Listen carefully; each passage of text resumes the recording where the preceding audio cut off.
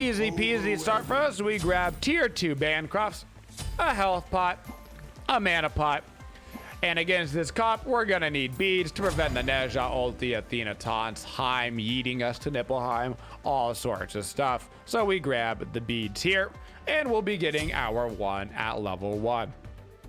HEBO is an extremely squishy, but very high damaging mage who works well with lifesteal. So you're gonna see us running a build that you would see on somebody like a Hades, like a Gooby. We're gonna have the Bancrofts, the healing boost, the Typhon's Fang, the whole 9 yards. His low cooldowns on HEBO really allows him to abuse lifesteal through abilities. HEBO's passive is that he gains a 5% magical power buff that lasts for 5 seconds, and it can stack up to 3 times, and this is every time he uses an ability. So when I pop my 1, my mana, I will actually have more magical power, and it's percent scaling buff, which means that in the early game, 5% of 60, that's not that big of a deal, right? So my power goes up to 63, but the later that this game goes, the more and more and more power that will be. Eventually in a team fight, 15% power buff is like massive. So it scales really, really well into the later stages of the game. Our 1 is the ability that we get a level 1 and that we will be maxing first. And this is our spam ability on HEBO. It is a damaging based ability in a cone in front of us, and it is the lowest damaging ability in the game if you factor out gods that don't honest to God have cooldowns like a Woojer. 3-second cooldown, and it spams and does so much damage, decent base damage, and great scaling on this ability. It is going to be your main damage output. The ability that we get at level 2 is our 3. This is our water spout. We can use this ability ranged. We can use it over walls if we would like to. And it will do damage at the target location and also knock up the target at that location. So it does damage and it also knocks them up into the air. This ability will knock up kind of based on the way that you use it. So if I knock up somebody like this, it's going to knock me back this way. If I were to knock somebody up like this, it knocks me back that way. It knocks back from the center of the ability. So you can actually knock somebody closer to you, farther away from you. Just keep in mind that the actual knockup originates from the center, and so you can use it to launch people in directions. So if I use it on the raw, kind of like this, you can see that it knocks him up away. It does also take into an account momentum of your character that you have before the ability is used. So if you're running away a certain direction, you will also maintain your momentum that you had going in that direction. If you're standing still, it'll only rely on the location of this. That is something that you'll get used to the more and more that you play HEBO. Our second ability, which is the ability we are going to be maxing out last, is our carpet. Just because we're maxing out last does not mean this isn't an amazing ability. It's a really, really good ability. On my first back, I'm grabbing 2 wards and a mana pot. HEBO will burn through mana very quickly. We finish our Bancrofts, and now I'm going to start working on my Healy mixed Steelies. You throw down a big carpet. You are slow immune on this carpet, so I was slowed by Rob in that previous fight. I used my 2, it took the slow right off of me. Not only did it take the slow off of me, it actually makes me faster. While you're on the carpet, you gain a bunch of movement speed. Yes, this does work for minions as well, so you can use it to force minions down the wave a lot faster. If you're like trying to get minions into a tower range or something. It also slows enemy within the range. So you can use it as a really good plus movement speed for you, minus speed for the enemy. And just at one point in this can be a 50% movement speed exchange, which is just absolutely nuts. At the end of the game, it just gets faster and faster and faster, but what we really want on HEBO is damage, damage, damage. Speaking of damage, we should talk about Raw Ultimate because, excuse me, Raw Ultimate. We should talk about HEBO Ultimate because it is all the damage. You become a big fat wave. You can see the range of this ability. And you will travel along the wave. You become a wave. You are not targetable during the time that you are actually the wave portion of this. And you will land at whatever the end of this ability is, doing damage to anybody caught in that range. Be careful. Your standard combination on HEBO is 3-1 ulti or 3 ulti, depending on how much HP they have, if you think you're gonna need that additional one. If you 3 ulti, you'll basically always hit the combo. There's nothing to stop you from landing that 3 ult. If you go for the 3-1-2, by the time you're done casting your 1, they'll be landing from their 3. So if they have something like an Aegis up, they will be able to pop it. So I'd recommend just the 3 ultimate if you think that will kill them. But if it won't, then you go for the 3-1 ulti. Our ability maxing order is 4-1-3-2 on HEBO. So we get our ultimate whenever we can. We max out our 1, which is our spam damage. Then we get our water spout all the way up, finally leveling up our carpet to get that bonus movement speed. Very strong, but the least strong part of HEBO's kit. On HEBO, you have to be a little bit careful with your mana consumption, particularly in the early game. Because your 1 is such a low cooldown, you're going to want to be spamming it. But it does have a decent mana cost, 80 at max rank, which means that if you're spamming 80 mana every 3 seconds, you'll burn through your mana really fast. So just be careful with that. I'm going to see if I can't get a knock up and bring somebody outside of this tower range. Not going to be able to. Ra started to walk back into that tower range, but I am going to be able to throw down a quick ulti and get rid of that Athena. So our build strategies on HEBO is mostly going into just lifesteal. This build doesn't change too much regardless of who you're going against. The most viable build for HEBO, it's always going to include Bancrofts. Sometimes outside of the Bancrofts, you might change up the build a little bit if they've got just a ton of anti-heal. Maybe you don't go into the Healy McSteelies and the Typhon's Fang. But I would only do that if they're talking major anti-heal. They've got Serket or Odin or a combination, you know, Sobek, Bacchus type thing on their team. If you're going against a team just like this, Athena, Nezha, Rahai, Mulan, no real anti-heal on that team, so they're going to have to build it. So I'm very comfortable going Bancrofts, Healy McSteelies right into the Typhon's Fang. It's going to give me so much damage while also giving me a bunch of lifesteal, which is important on HEBO because you don't have a real getaway skill. The best getaway skill that you got is your carpet.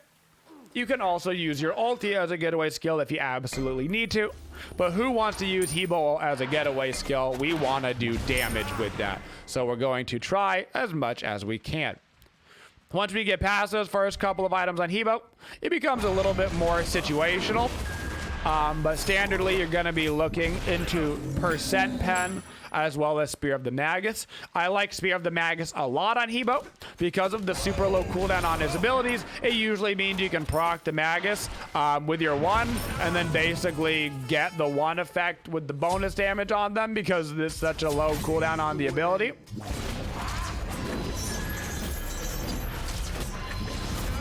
Right there, you can see that I was saving my knockup. So he was, Athena was pulled by Khepri right there. There's 1 gnat in my room, and it's gonna drive me crazy. Keeps landing on my nose. Because the Athena was pulled by Khepri, I didn't want to knock him up and waste CC time. So I walk up to the Athena, I use my 1, I wait for her to start channeling her dash. Then I knock up the Athena, which once again resets the timer on her dash. And so she had to channel it all over again, allowing us enough time to pick up the kill right there. Just maximizing that CC time. Keep in mind, your knockup will always be the exact same CC duration because knockups are not affected by DR. So regardless of any CC that has been on the target, regardless of any CCR that they have on them, they will continue to be knocked up for the same duration. Nothing lowers that duration of knockup. The only thing that can stop it is a preemptive beads before you actually use it. On HEBO, a lot of people don't realize your one does actually go through walls. In fact, every ability of HEBO's goes through walls except for his ultimate. The ultimate will get stopped through walls, which means something like a Ymir wall can prevent you from going through and using it. You can't use it over mid-harpy camps, anything like that. But the rest of your abilities will go through walls. So if I want to throw down my 2, I can throw this down through a wall to try to slow somebody. If I want to fight a harpy, I can use my 1, and it will do damage through that wall. That cone blast effect goes all the way through. And then obviously your 3, of course, can go through walls. That's the only ability that really looks like it should be going through walls, though. But everything does except for that ultimate. Right there, you can see Athena got knocked back a little bit. She was standing pretty still, so I put the 3 farther behind her in order to knock her back towards us. On HEBO, it might seem a little bit silly, but make sure you're getting some auto attacks in between your abilities, and this part is crucial. I didn't talk about this early. Watch this wave. I'm auto attacking the wave a couple of times here. This is gonna group up the wave so I can hit the whole wave with my 1. This is very important at the early stages of the game. Right now at the 11-minute marker, who cares? But for the first couple of waves, if you can get those auto attacks on the wave, it's gonna knock back those front minions. Knocking back those front minions is gonna let you group up the whole wave with your 1 and is going to increase your clear by about 2-fold, especially for about the first 5 minutes of the game. You get it all grouped up. Now you can hit the melees and the archers with your 1 instead of having to choose one or the other. You want to do that as much as you can on HEBO. Not only is it going to help you clear the wave, it's also going to help you with your mana consumption. Going to allow you to keep that mana usage as low as possible. For our second active on HEBO, we do have 2 choices. Your choices are Aegis or Blink. If you are falling behind in the game, I recommend Aegis. This is going to let you live through things like raw ulti this game, stop some combos, or if you're ahead, I recommend Blink on HEBO. Blink on HEBO allows you to catch people off guard and one-shot them, particularly squishies. With Blink HEBO, you have 2 goals that you're looking for. You're either looking for 1 squishy, which means the combo is Blink 3 ult. If I can find this Heim, maybe I can do it. No, he does have this worded. If you're looking for 1 squishy, it is Blink 3 ulti. So you blink, you knock them up, and then you ulti them. If you're looking to do it in a team fight, the combo is simply blink past them and then ulti back through towards your team. Because your ulti changes your position, you can actually position yourself back towards your team with your ulti after the blink and put yourself back in position. So it just depends on the exact situation that you're in. Looking at these 2 guys mid right now, might be a little blink opportunity. Not gonna have to. I'm just gonna throw down my 3 after the Kepri root, knock up the Nezha towards us, and throw down my ulti. As always, with all gods in the game right now, in every role, farm is king. So make sure when you see your camps up on the map, you're always running around and grabbing them. So important to maximize your farm. Get those waves, get those jungle camps. Farming, particularly in Season 7, should always be at the forefront of your mind. God kills just don't give as much XP as they used to. In fact, God kills are a lot more useful for denying the enemy XP than they are necessarily for getting you XP. Best case scenario is you get to kill them and then you get to go take their jungle or something, which is how you really take away their XP from a kill, not the actual death itself that's taking away so much of that XP differential. Now we're going to back up. We're going to get ourselves that Typhon's Fang. And I'm going to go into a Spear of the Magus. I'm feeling like their team isn't going to be too tanky this game. They've got Athena and Mulan that will go tanky, but they're going to have a squishy Nezha Raheim. And the Athena and Mulan don't seem particularly big, so I'm not worried about them getting very tanky very quick. So I'm going to go Spear of the Magus and then an Ob Shard. If you felt like you were going against a tanky team, you could switch that around as well. Another good item for me this game is going to be Divine Ruin. They've got Ra, they've got Nezha, they've got a decent bit of sustain. But honestly, we're so far ahead that I think I'm going to get more damage out of items like Magus than I am actually from the healing prevention of Divine Ruin. That is very rarely the case. So in almost all situations, I would recommend Divine Ruin here for your general games. But at the end of the day, guides and Smite. Builds and Smite are all about being situational. You should always be keeping your eye out to mix up the build depending on your comp, what you're going against, all that good stuff. If you're big, if you're small, just like with the Aegis and the Blink on the actives, whether you're fed or not, that's going to depend. Some games you'll get fed, sometimes you get the first blood, sometimes you get first blooded. It's just the way that it happens. This is going to be a hard situation to live through, but I might be able to kill the Nezha before I go down. I'm not going to be able to because that was a very well-timed Mulan 3 right after I came down. Unfortunately, my ultimate was not in range of the Nezha. So for matchups for HEBO, standardly, you're going to see HEBO the most in the mid lane and in the jungle. I prefer HEBO in the mid lane. I really think that physical damage junglers are just better right now. The only notable exception to that in the jungle is Ao Quang. Otherwise, I would tend to run those physical damage junglers, which means HEBO ends up in the mid lane. For gods that are hard for HEBO to deal with, HEBO actually has a hard time with walls. While he's pretty fast and he can, ulti out of situations, walls like Ymir and Odin and these kind of things that completely block you off can be very problematic for HEBO. Not a lot of these wall gods are in meta besides maybe like Thor right now, but keep in mind, anybody that can block off you being able to run into the jungle, heal up off a jungle camp, stuff like that. And also, the #1 counter to HEBO, you don't see him that often, but just keep it in mind. Fenrir absolutely decimates HEBO. I mean, it's not even close. The reason is that HEBO has no way to stop Brutalize. Brutalize hits HEBO through everything. You can't knock up a Fenrir while he is in his Brutalize. And also, Brutalize follows HEBO through his ulti. So he will end up at the same location that you are at. So never, ever, ever pick the HEBO into a Fenrir. You will regret it for forever. As far as gods that HEBO is good into, HEBO just loves squishies in general. HEBO wants to go against a target that he can 3 and then 1 and they're dead. Or 3 and then ulti and then they're dead.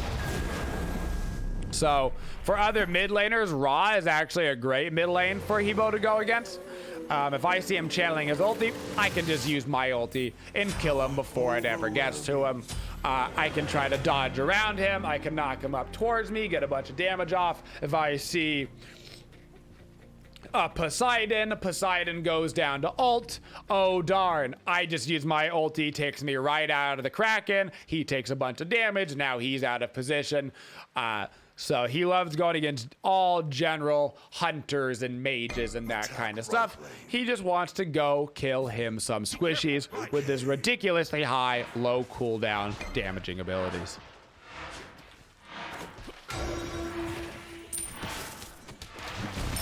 On HEBO, we mentioned it a little bit earlier. Keep in mind what the enemy is building a little bit.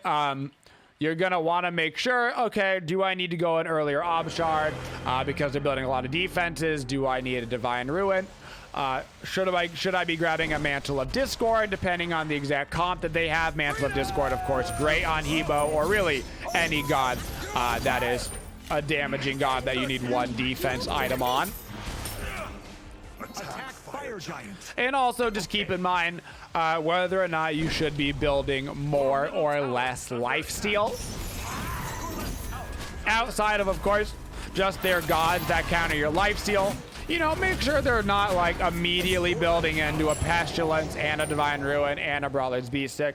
If they're building into all those items, maybe you grab the Bancrofts and the Shoes of the Magi, and then maybe you skip the Typhon's Fang as your third item, and you just go right into the Spear of the Magus, something like that. Maybe you have an opportunity to grab Spear of Desolation, so you get a little bit of CDR. CDR, speaking of, is not that important for us on HEBO. We really don't care much for it. If you end up with some CDR in your build, great, fantastic. But as you can see by the combo that we just used, we're really concerned about the damage aspect of HEBO's kit. So that way we don't have to worry about using our abilities multiple times. We don't want to have to deal with any of that nonsense. What we really want to do is just use our 3 and our 1 and watch them get deleted out of the game. And so we're mostly focusing on damage. Plus our main ability is already a 3-second cooldown. The difference between a 3-second cooldown and a 2.5-second cooldown is a big fat whopping half a second, so it's like, who cares?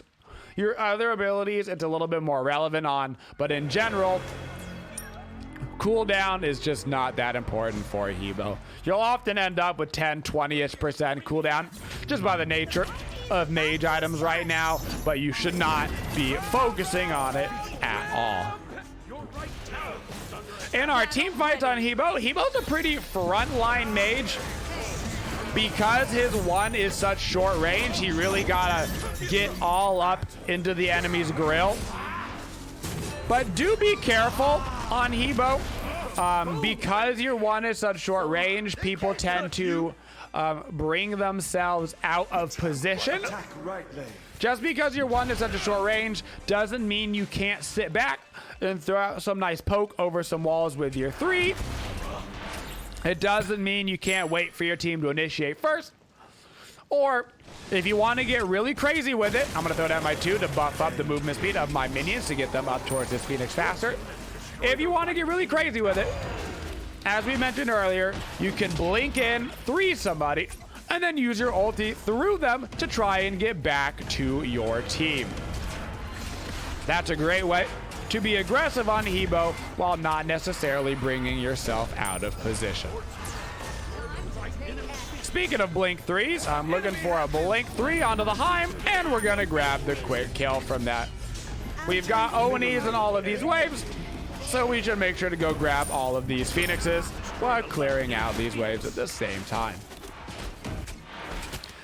HEBO games actually tend to be very like this. 22 minutes, 30-3. Pretty much this way or the other way around is how HEBO games tend to go. If HEBO doesn't get behind in the early game, he becomes an absolute menace to deal with. Even if HEBO does get behind, by the time the 25-ish minute marker comes around, he tends to come online no matter what. But if you're against the HEBO, I do recommend focusing him in the early game, especially if you're the jungler, before he gets that level 4, where he's going to have his carpet online. Very susceptible to ganks, very susceptible to CC. So I do recommend focusing him out, because as the game goes later and later and later, HEBO just gets stronger and stronger and stronger and stronger, and he tends to snowball out of control as you get into those later stages of the game. Kind of like Freya, where you really need to put her behind early, so that way, because if like a HEBO or a Freya gets online early, then you've already brought them right into the nonsense zone, and you want to keep them out of that. For the rest of that build, what we would have been looking at is, of course, grabbing an Ob Shard to have the pen for the late game. Then we might have gone into something straight damaging, like a Rod of Tahuti to give ourselves a bunch of bonus damage. Rod of Tahuti is also great on HEBO because it gives us that extra power scaling when targets are below 50% health. R3 pretty much puts them below 50% health, which means if we 3-1 them, it should basically kill them, or definitely if we 3-ulti them, it will certainly kill them. So I do love Rada Tahuti as a late game item on HEBO as well. And then I would have been keeping in mind items like Divine Ruin if the healing did end up getting out of control. Mantle of Discord if I did end up getting one shot by something. Maybe Heim started ulti me and I was getting sent to Nibelheim and getting one shot. Those all would have been items that I was keeping in mind for the match. And that, guys, is our HEBO guide.